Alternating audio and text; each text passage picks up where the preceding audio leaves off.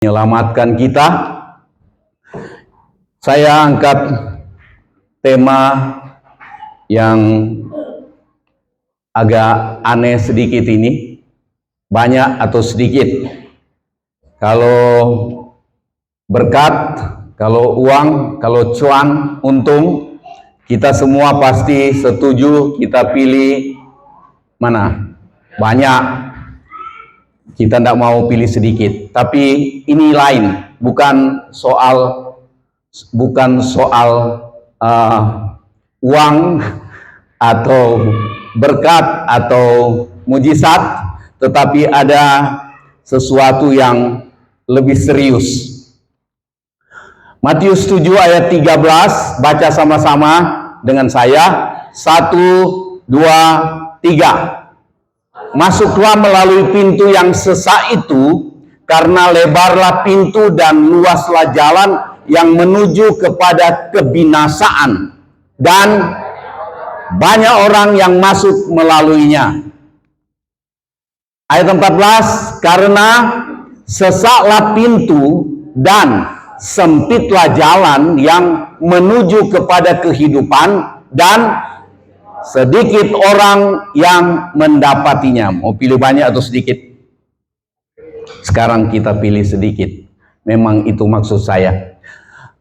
Banyak orang mau suka masuk melalui pintu yang lebar dan berjalan di jalan yang leluasa. Nah, kita lihat nih, banyak atau sedikit. Ini kita harus bikin pilihan dari detik ke detik. Kita bikin pilihan, karena tidak mungkin kita tidak memilih. Pasti kita memilih. Memilih kebebasan, hidup seenaknya, masuk di pintu lebar dan berjalan di jalan yang luas, jalan seenaknya. Jalan menurut kemauan sendiri.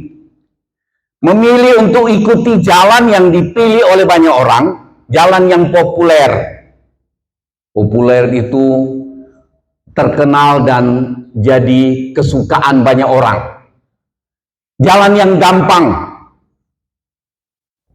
Ada kan yang cari gampang? Cari gampang untuk dapat uang. Caranya bagaimana? Kalau cari gampang untuk dapat uang gimana? Ada dua. Paling tidak ada dua. Curi dan korupsi. Sama-sama dua itu artinya maling. Mudah-mudahan koruptor dengar bahwa dia bukan koruptor, maling. Nah, bebas ikuti keinginan sendiri. Itu jalan lebar. Dan disukai, ditempuh, diputuskan untuk dilalui oleh banyak orang. Tadi saya katakan tiap hari, tiap detik, saudara dan saya bikin pilihan. Dan kita tentukan untuk bersikap. Kita tentukan untuk pilih jalan. Saudara masih ingat dalam dunia beda dua jalan. Di dalam dunia ada dua jalan, lebar dan apa? Copek. Ya, saya tanpa penyangkalan diri, tanpa pikul salib. Itu yang ditawarkan. Dan kita lihat gereja pun terjebak ke sana. Menawarkan jalan hidup yang tanpa penyangkalan diri dan tanpa salib. Tanpa penderitaan, semua ikut Tuhan, pasti oke. Semua ikut Tuhan, senang. Semua ikut Tuhan, utang hilang. Semua ikut Tuhan, segala macam yang enak. Tidak ada orang yang tidak suka itu. Memang Tuhan janji juga untuk memberkati hidup kita. Itu jangan lupa. Amin. Jangan sampai kita lupa. Nanti kita sangka Tuhan cuma menyiapkan penderitaan buat kita. Tetapi saudara pasti ingat Tuhan Yesus bilang, syarat untuk ikut Dia, barang siapa mau mengikut aku, dia harus menyangkali dirinya, memikul salib tiap-tiap hari, dan sambil terus rutin, setia, ikut aku. Ikut aku itu bukan jadi pengikut gereja saja, tetapi ikut langkahnya Tuhan Yesus. Amin. Kalau sudah sampai ke sini, banyak yang sudah pilih jalan lain. Nah, ini itu jalan lebar yang dipilih oleh banyak orang. Nah, itu saya taruh tanda kuning. Banyak orang yang pilih, kemudian memilih untuk ikuti jalan yang dipilih oleh sedikit orang. Jadi kita berhadapan tiap-tiap saat memilih untuk ikut yang diikuti oleh banyak orang karena populer, karena dia pendeta begitu. Apalagi saya cuma jemaat, kan banyak kali begitu. Gak usah ikutin. Kalau lihat kami pendeta-pendeta sudah tidak cocok dengan firman Tuhan, abaikan. Abaikan. Jangan lihat ukur. Masuk surga itu ukurannya firman Tuhan, bukan pendeta ukurannya. Tetapi saya berjuang supaya saya tidak seperti yang Paulus bilang, jangan sampai aku yang mengajar orang lain, aku sendiri dibuang oleh Tuhan. Saya tidak mau. Saya berjuang dan saya ajak sama-sama dengan saudara, kita sama-sama berjuang untuk masuk, memilih untuk ikuti jalan yang sempit, jalan yang dipilih oleh sedikit orang. Amin. Nah, itu dia. Yang pertama, jalan sempit, jalannya memilih jalan yang dilalui. Pilih jalan mana yang kita mau tempuh. Ini tadi kita sudah baca ayatnya. Pertama, jalan yang ditempuh oleh banyak orang. Tadi kita sudah lihat, memilih jalan lebar. Tadi saya sudah tandai sedikit. Jalan lebar, jalan di mana kita tidak mau menyangkal diri. Mau marah, kita ingat firman Tuhan bilang, jangan kamu marah sampai emosi dan berbuat dosa. Tuhan tidak larang kita marah. Kalau kita marahin tuh anak yang salah, tidak salah, kita tidak dosa. Kalau kita marahin orang yang ngomong salah, itu tidak dosa. Tapi antara dosa dan tidak dosa, tidak terlalu jauh bedanya. Kadang-kadang kita sangka, saya marah itu firman Tuhan tidak larang karena kamu ngomong tidak benar. Tapi kita sudah jengkelnya membuat kita berdosa. Jadi beda-beda tipis antara marah yang tidak berdosa dan marah yang berdosa. Kebanyakan kita marah yang berdosa. Sedikit sekali kita alami marah yang tidak berdosa. Kalau kita marahin anak, banyak kali kita masih bisa untuk tidak berdosa. Tapi ada peringatan bahwa kalau kita marah anak, jangan sampai bikin dia kepahitan dengan kita. Dimarahin sampai bahasa di sini entek-enteknya. Marah sampai kita lampiaskan emosi, segala macam lah kita bilang, sampai menyakiti hati anak. Itu dosa. Sudah, bukan itu yang kita bahas pagi ini. Kadang-kadang kita tahu, enggak. Kadang-kadang begini, kita rasa rugi kalau kita mengakui salah. Begitu orang tuding kita salah, kita rasa rugi. Untuk mengakui salah, itu perlu penyangkalan diri. Perlu penyangkalan diri. Waktu kita dengar orang cerita tidak enak dengan kita, itu orang bilang, pantas kalau kita datangi dia. Benar, Caca, apa? Mau ini, atau mau ini, atau mau kaki. Kita ikuti emosi, itu hidup dalam tanpa penyangkalan diri.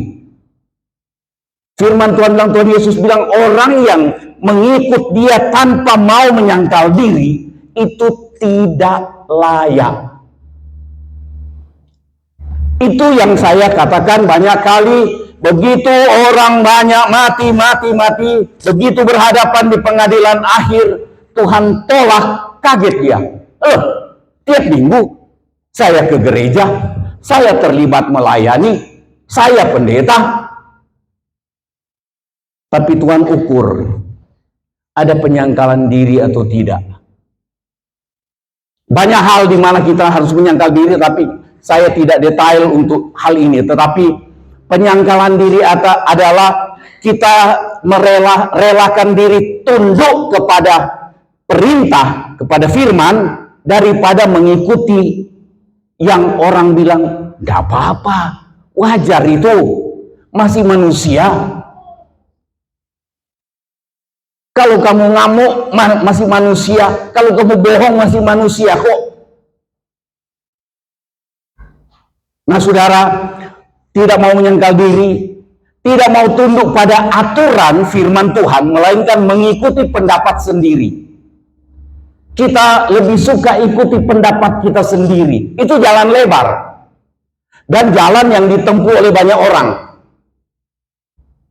Setan banyak kali begini. Setia saja ke gereja, setia saja baca firman Tuhan, setia saja ikut doa persekutuan doa di sini, doa persekutuan di sana, persekutuan doa sini, persekutuan doa di sini, sudah keliling dunia, tapi hidup tidak berubah-berubah. Setan bilang, terus saja, tetapi ada beberapa hal aturan firman Tuhan yang tidak terlalu menyenangkan kita.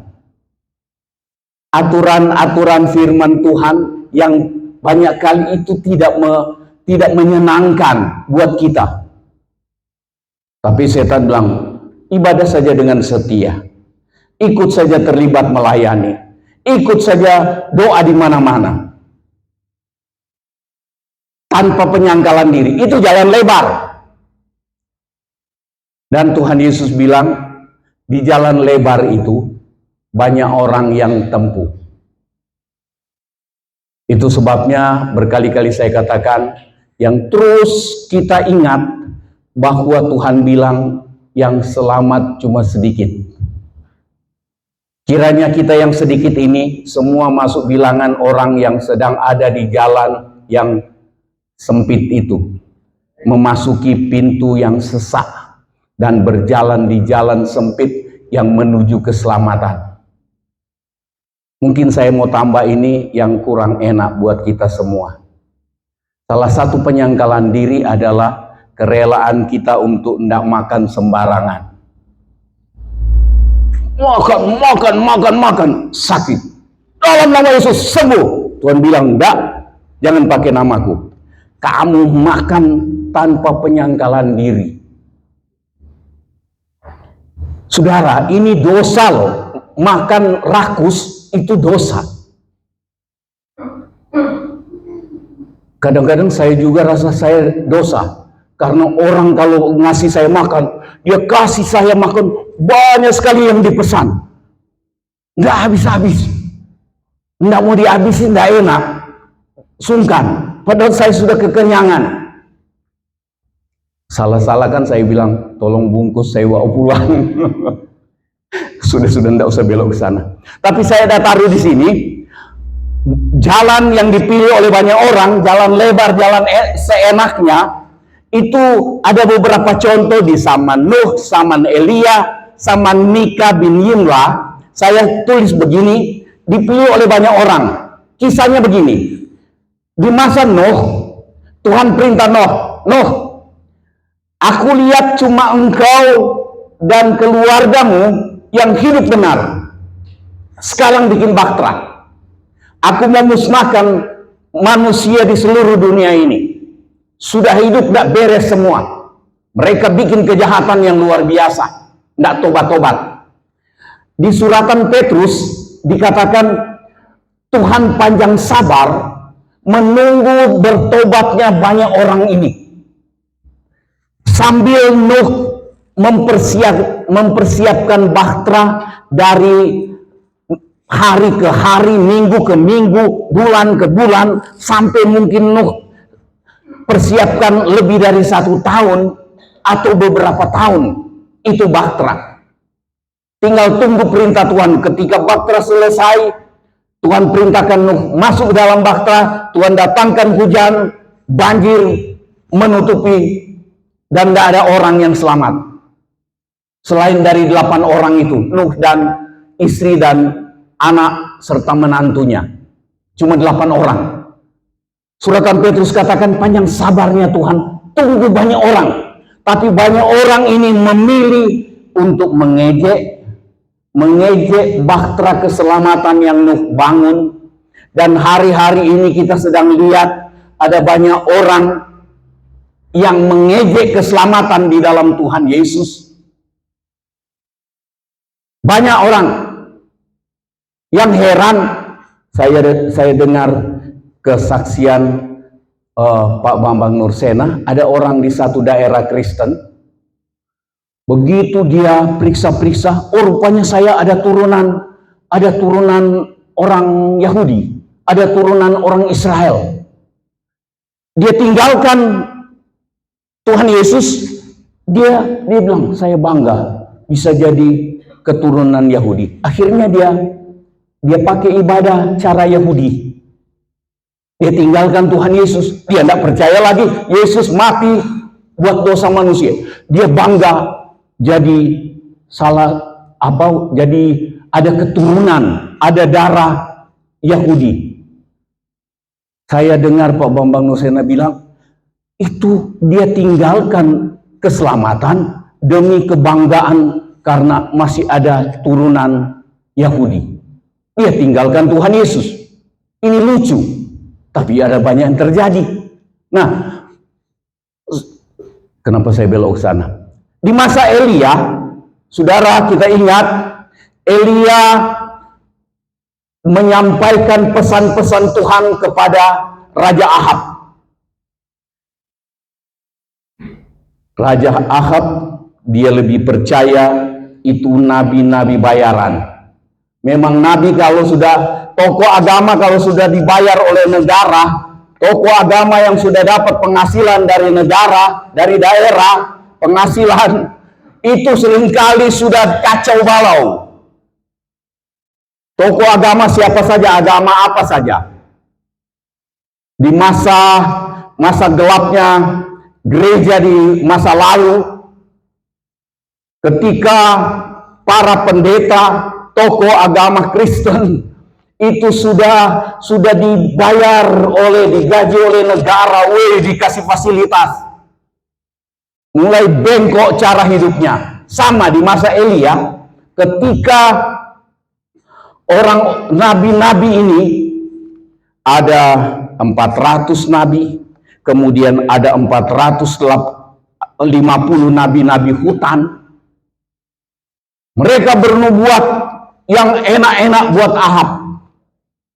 Satu waktu Ahab mau berperang bersama dengan menantunya, Raja Yosafat.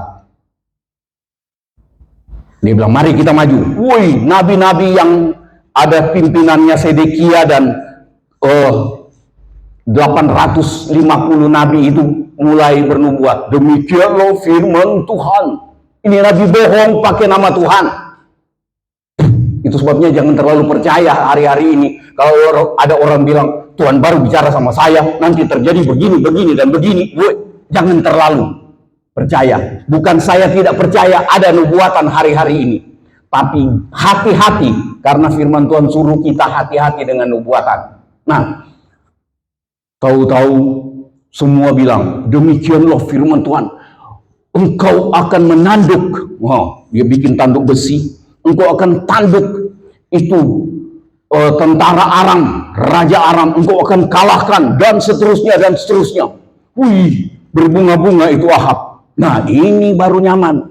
Nubuatan bagus. Tapi si Nabi dekil satu itu, namanya Elia. Bukan Elia. Di masa Ahab, si Raja Yosafat yang hidup benar, dia bilang begini, Raja, Apa tidak ada orang lain lagi? Tidak ada nabi lain lagi yang tempat supaya kita bertanya kepadanya? Ahab bilang begini, ada satu itu, tapi coba tiap kali dia bernubuat untuk saya, dia nubuatnya jahat. Nubuatnya saya mau celaka lah, saya orang Aram akan kuasai. Gak enak nubuatnya. Ya nubuatan Nabi bayaran itu memang enak semua, palsu tapi. Raja Yosafat bilang, Raja, panggillah tuh Nabi itu, cobalah dengar. Kemudian orang tentara pergi panggil tuh Nabi Mika bin Yimlah. Yang saya catat di sini. Mika bin Yimlah. Datanglah Nabi itu. Raja Ahab bilang, Mika, coba beritahu kami apa pesan Tuhan. Kami rencana mau berperang merebut satu wilayah tertentu.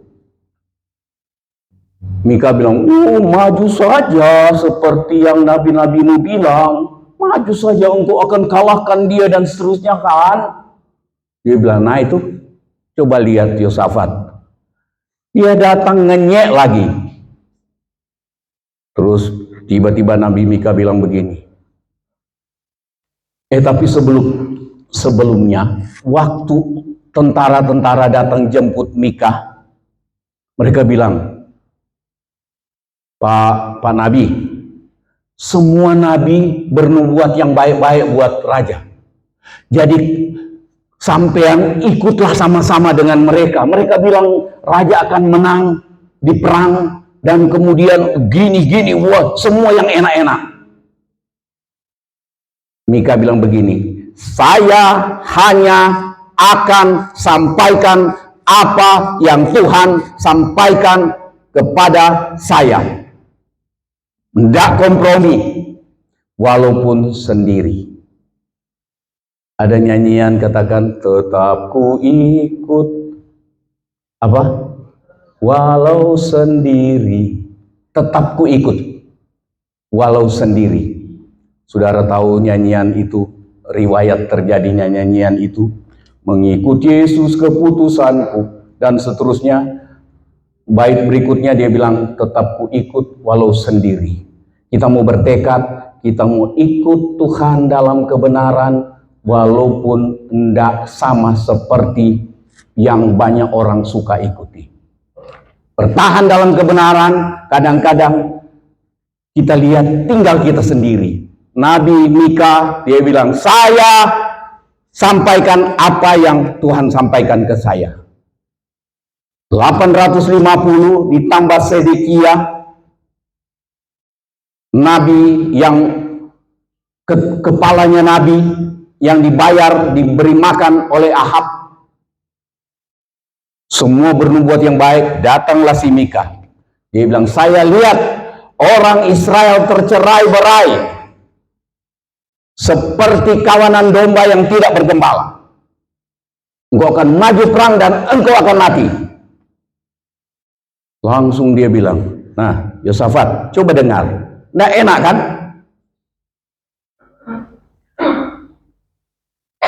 Bilang, kurung dia sampai aku pulang dari perang. Nah, Mika bilang, kalau engkau pulang dari perang dan masih hidup, berarti Tuhan tidak berbicara kepada saya. Tapi ketahuilah, engkau akan mati di perang. Dan itu yang terjadi dengan Ahab. Saudara, jangan salah bikin pilihan untuk ambil jalan. Jangan sampai pilih jalan yang dilalui banyak orang, populer, tanpa penyangkalan diri, tanpa pikul salib. Semua janji-janji, janji gombal. Hati-hati, kita ikut Tuhan di hari-hari ini, kita hati-hati. Karena tiap detik kita bikin keputusan untuk memilih. Kadang-kadang kita ingin ngomong kan, kita kan kalau nak ngomong nggak enak toh. Nah, kita ingin ngomong gosip lah atau apalah, kita ingin ngomong. Tapi kalau kita menyangkal diri, tidak jadi ngomong. Dan hari-hari ini kita lihat, sudah sedikit yang menyangkal diri. Timbul apa saja di hati, di pikirannya, sebar. Sebar. Kita akan disalahkan, dihukum karena soal itu. Kita sedang ada di jalan lebar, dan firman Tuhan tadi kita baca, lebarlah, luaslah pintu dan lebarlah jalan yang menuju kebinasaan dan ditempuh oleh banyak orang. Kita mau pilih jalan yang sedikit orang. Memilih jalan sempit, jalan di mana ada penyangkalan diri, tunduk pada kehendak Tuhan. Jalan sempit adalah jalan yang dengan rela mengikuti aturan firman Tuhan walaupun alami kesukaran. Itu jalan sempit. Itu sebabnya tidak disukai banyak orang. Cuma orang yang pikirkan keselamatannya, orang yang tahu menghargai keselamatannya, itu orang yang rela untuk masuk melalui pintu sesak dan berjalan di jalan sempit, jalan yang penuh penyangkalan diri, jalan yang ada pikul salibnya, jalan yang Tuhan Yesus tempuh ketika dia dicaci maki. Dia langsung membalas dengan mencaci maki. Begitu? Ketika dia dicaci maki, dia tidak membalas mencaci maki. Tuhan tunjukkan contoh penyangkalan diri. Kalau kita dicaci maki, kita langsung balas mencaci maki 5 kali lipat. Kalau perlu 100 kali ganda. Tapi penyangkalan diri membuat kita ketika kita dicaci maki, tidak membalas mencaci maki, tetapi menyerahkan kepada Dia, hakim yang adil. Mana lebih pas? Pembalasan Tuhan yang bikin atau kita yang bikin? Sempurnanya pembalasan dari Tuhan. Tapi memang banyak kali kita tidak sabar untuk tidak membalas. Hati-hati, itu jalan lebar, jalan yang sedang menuju kebinasaan. Saya sampaikan ini sebagai satu peringatan buat kita semua, buat saudara dan saya, supaya kita tidak kehilangan keselamatan tanpa terasa. Itu. Jalan keadaan yang kedua yang dipilih oleh banyak orang dan dipilih oleh sedikit orang, yaitu soal mempertahankan keselamatan. Orang pilih, ada banyak orang yang memilih begini. Matius 24 ayat 5. Banyak orang akan datang memakai namaku dan berkata, akulah Mesias. Kristus palsu maksudnya. Dan mereka akan menyesatkan banyak orang. Jadi banyak orang penyesat datang dan menyesatkan banyak orang. Ayat 11 pasal 24 Injil Matius, banyak nabi palsu akan muncul dan menyesatkan banyak orang.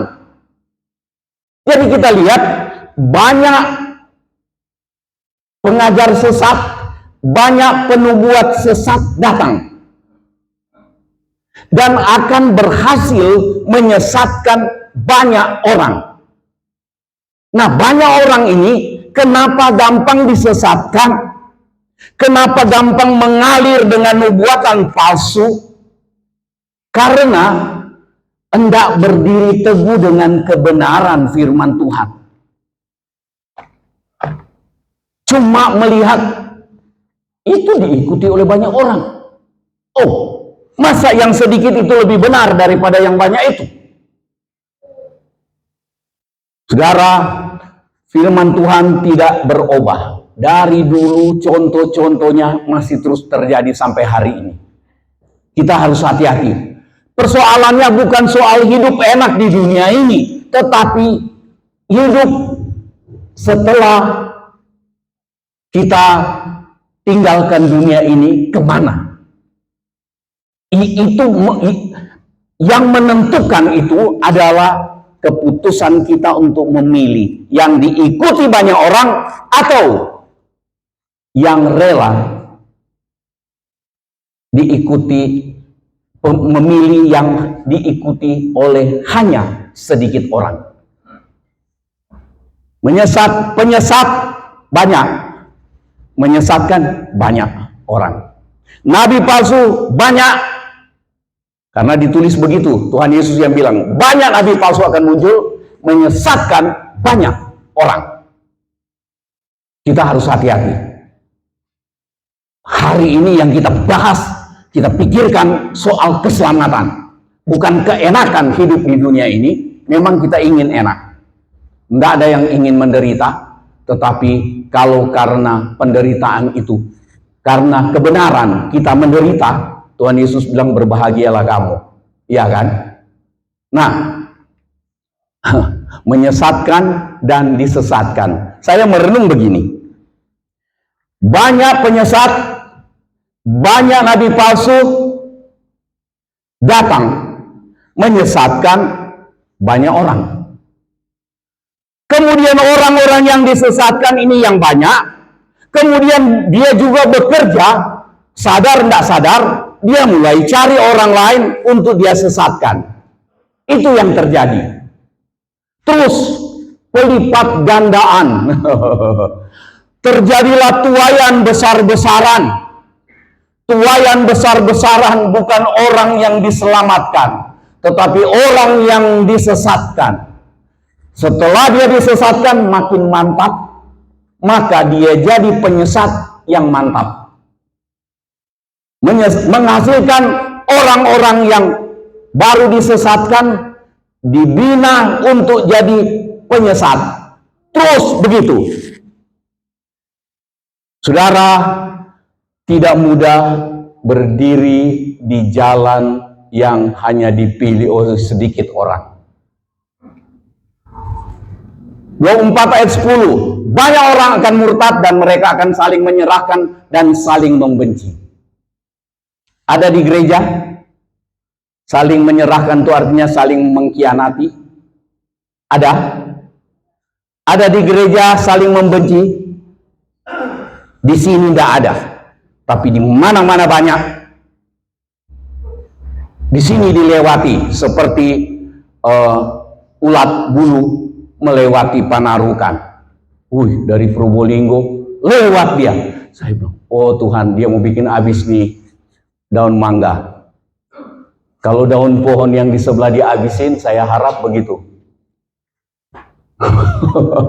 Karena pohon itu bukan pohon buah-buahan. Pohon menambah kerjanya Niko, nyapu tiap pagi dan sore. Nah, ini bukan ulat bulu yang oleh kemurahan Tuhan lewat dari situ Panarukan dan situ Bondo. Mampir di Ibu Tungin, enggak ada ulatnya. Enggak, terus dia langsung ke Asem Bagus sama, kenapa saya sudah belok menyimpang? Kenapa itu? Sampai begitu ya. Saling menyerahkan, itu saling mengkhianati dan saling membenci di dalam gereja. Dan ya maksud saya, itu menyebar kemana-mana di seluruh gereja, di seluruh dunia. Ada di dalam gereja. Saya pernah katakan begini, rasa tidak suka yang terus-menerus dibiarkan terpendam meresap di dalam hati kita, itu kebencian. Jangan bilang begini, saya sih tidak benci. Saya tidak benci, cuma tidak suka aja. Batas tertentu masih iya. Tapi kita tidak terlalu mudah untuk jadi pembenci. Firman Tuhan bilang, kalau orang membenci saudaranya, kalau dia membenci, dia adalah pembunuh manusia. Penilaian Tuhan itu yang benar. Jangan sampai tanpa sadar, tanpa terasa, kita ini Tuhan nilai sebagai pembunuh-pembunuh. Tidak ada kehidupan kekal bagi seorang pembunuh. 1 Yohanes pasal 3 itu. Saudara, ini mengerikan. Dan itu ditempuh oleh banyak orang. Kalau kita tidak hati-hati, kita terseret dengan banyak orang. Itu jalan lebar. Filipi 3, 24 ayat 12, karena makin bertambahnya kedurhakaan atau kejahatan, maka kasih kebanyakan orang menjadi dingin, menjadi tawar. Dan itu melanda gereja. Kasih yang jadi tawar.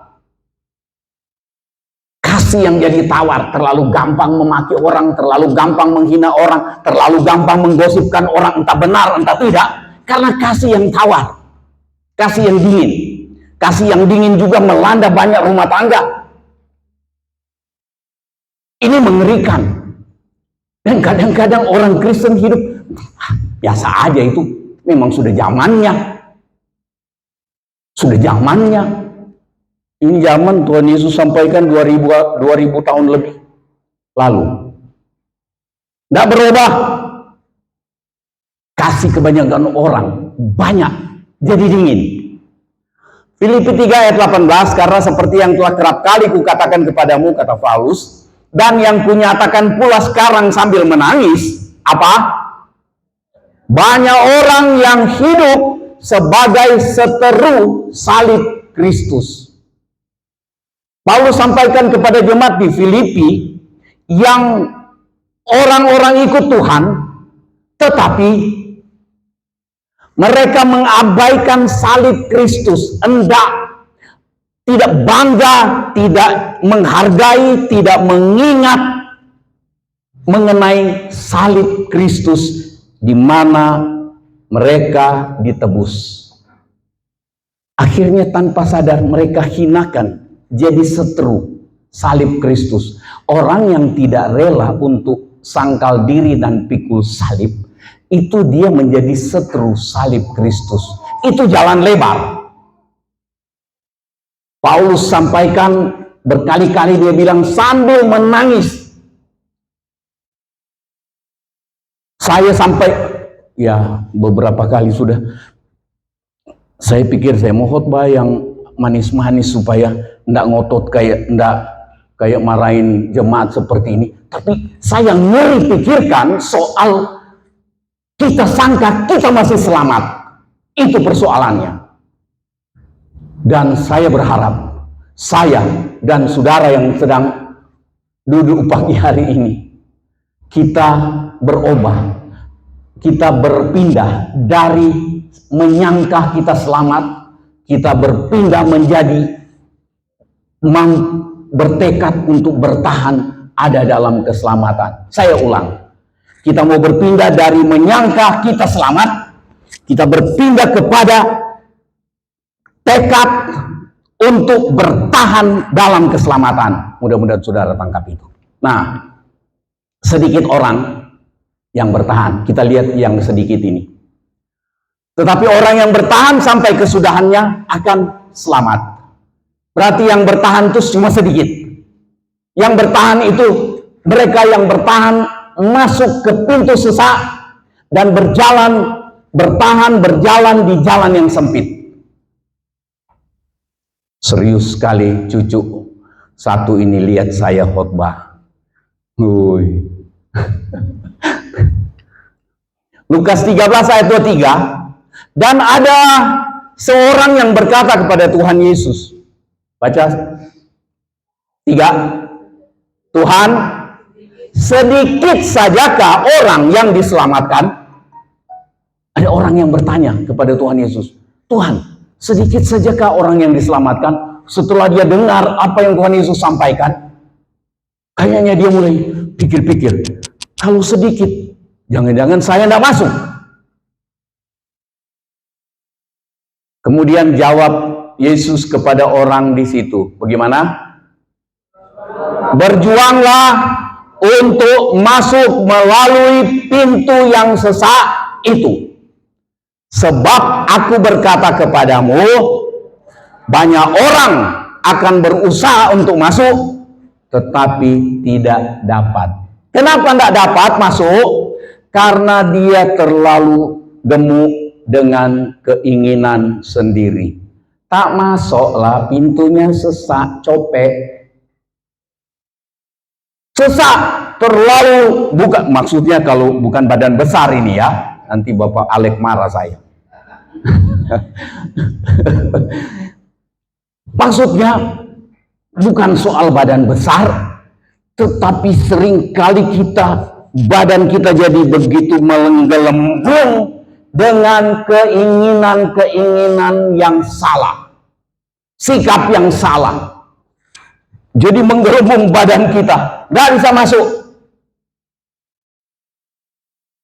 Rasanya mungkin tidak ada yang ingin masuk neraka, dan tidak ada yang tidak ingin masuk surga. Itu pasti. Nah, sudah. Banyak orang yang berusaha untuk masuk tetapi tidak dapat. Jadi cuma sedikit. Jadi kita lihat orang yang bertahan dalam keselamatan cuma sedikit. Kita menjadi bagian dari yang sedikit itu. Amin. Lukas 13 ayat 25. Jika tuan rumah telah bangkit dan telah menutup pintu, kamu akan berdiri di luar dan mengetuk-ngetuk pintu sambil berkata, Tuhan, bukakanlah kami pintu. Dan ia akan menjawab dan berkata kepadamu, aku tidak tahu dari mana kamu datang. Ayat 28. Baca sama-sama. Di sanalah akan terdapat ratap dan kertak gigi. Ratap dan kertak gigi. Saya tidak bisa tirukan ke saudara kertak gigi, karena gigi saya lagi sakit. Kalau diketemukan, tapi itu bicara mengenai penyesalan dan juga penderitaan.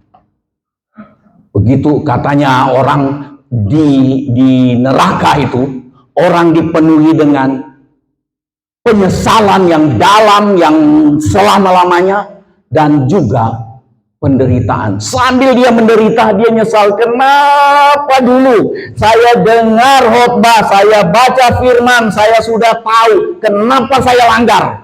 Kenapa saya lebih memilih yang dipilih oleh banyak orang, dan saya cuma mau masuk ke pintu yang lebar, pintu yang luas dan jalan yang lebar. Kenapa saya ada kesempatan untuk pilih masuk ke pintu sesak dan berjalan di jalan sempit? Saya banyak dengar diajar. Kenapa saya tidak nurut? Sekarang begini, tidak ada harapan lagi. Ini yang mengerikan. Kiranya saudara dan saya pikirkan ini. Di sana terdapat ratap dan kertak gigi. Penyesalan dan rasa sakit. Penderitaan. Tuhan Yesus bilang penderitaan yang selama-lamanya. Urus sementara hidup di dunia ini, supaya tidak terlambat. Banyak atau sedikit. Tiap saat kita harus membuat keputusan. Amin. Bikin keputusan yang benar. Memilih untuk ikuti jalan yang dipilih oleh banyak orang. Populer, gampang, bebas, ikuti keinginan sendiri, tanpa penyangkalan diri. Ujungnya binasa. Memilih untuk ikuti jalan yang dipilih sedikit orang, tidak menarik, sulit, terkekang, penyangkalan diri, tapi ujungnya selamat. Waktu orang didisiplin, tidak ada yang sambil senyum-senyum. Ketika saya dibina di sekolah perikanan, itu bukan enak. Agak sadis, tetapi menguntungkan, mempersiapkan kita jadi orang yang tangguh. Baru tidur jam 10 malam, kira-kira jam 1, sama senior-senior bunyikan bel. Kring, kapal tenggelam. Padahal di asrama, itu latihan. Jadi semua bangun harus cepat, pakai baju lengkap, siap, hitung, 1, 2, 3, 20, lengkap. Dibawa keluar sebentar, ke halaman, pinggir jalan, baris di sana, hitung, masuk lagi, suruh tidur lagi. Dikerjain. Tapi itu latihan. Tapi ketika satu waktu di kapal,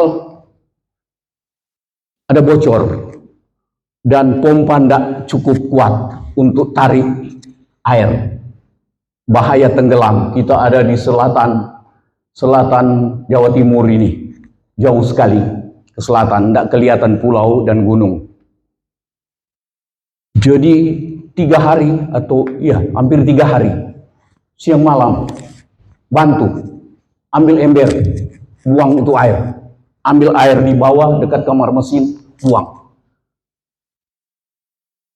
Tidur basah-basah, tidur duduk di lantai.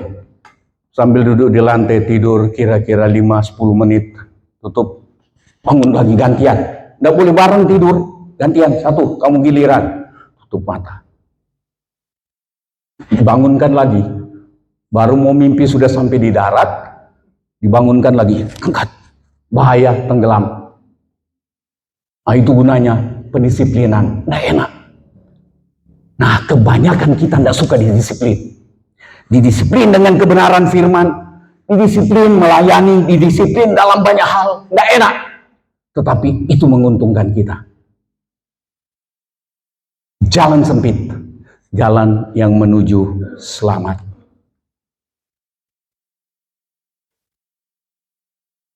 Tuhan memberkati. Kita mau berjuang sampai akhir. Tuhan dapati kita setia. Amin.